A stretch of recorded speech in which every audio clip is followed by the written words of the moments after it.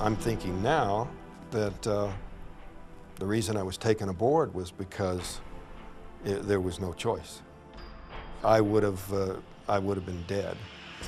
When you hear about someone being abducted by aliens, it usually brings up the sense that it is being done against the individual's will and seems innately violent. The abductee is poked and prodded for research, then left almost discarded. This is how the Travis Walton case was essentially portrayed in the movie Fire in the Sky, and this was in fact how Travis interpreted the incident himself. However, recently, it seems that Travis has re-examined his beliefs and is coming to a somewhat different conclusion. I used to accept the terminology abduction, but now I'm calling it more of an ambulance call. I really think it was an accident. I don't think they were firing at me or, trying to, stun me or punish me or anything like that. I think it was some kind of an effect of the propulsion. They were powering up to leave and just get away from us.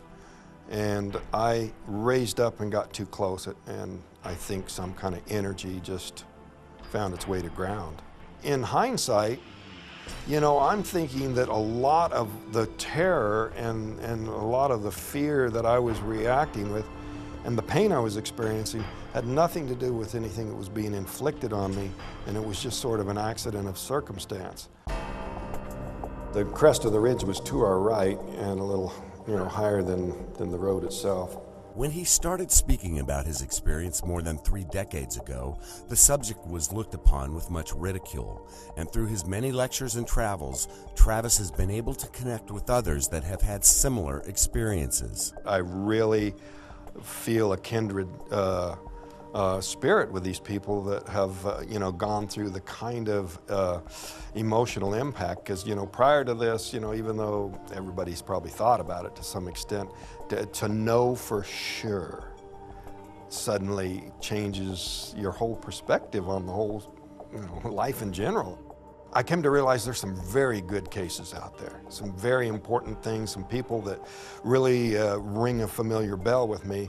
And there are other cases that are, I have my own doubts about. But I resolved not to, speak publicly about the difference between the two because, it's just not fair to do so without having done the research. When you run into people that have experienced something so profound, it is kind of validating. Walton has carried this emotional burden with him through most of his adult years, and some of the torment can still be seen in his eyes. However, his sense of confidence is also evident, something that is a result of years of contemplation and coming to terms with his experience.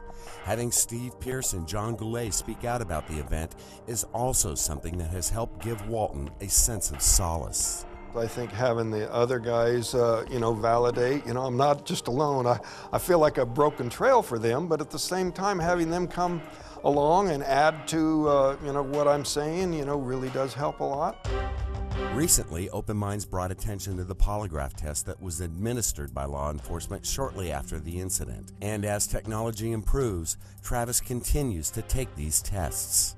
Here recently, I underwent 2 more tests from a firm that does work for the Albuquerque Police Department, New Mexico State Prisons, and even the United States Marshals. And this was state-of-the-art methods, state-of-the-art equipment, and I passed both tests again.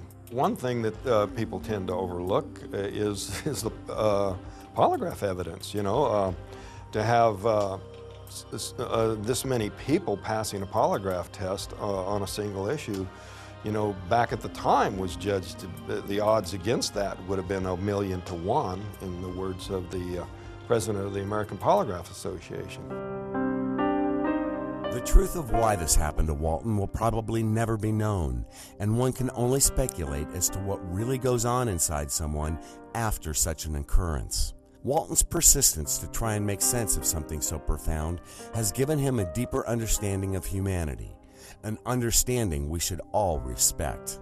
Having gone through this thing and trying to adjust to it, of course, it was a deep, emotionally troubling process, but it was forcing a kind of maturity on me. Forced me to develop a lot of a more complete philosophy, a more broader outlook that I probably wouldn't have come to until I'd lived a lot more years. I think that this experience really has given me a great deal of insight about society, you know, and people in general. I have come to realize that with the burden of dealing with the experience comes a great deal of responsibility, an opportunity to maybe, you know, make something good come of it. And so I'll hang in there a little longer.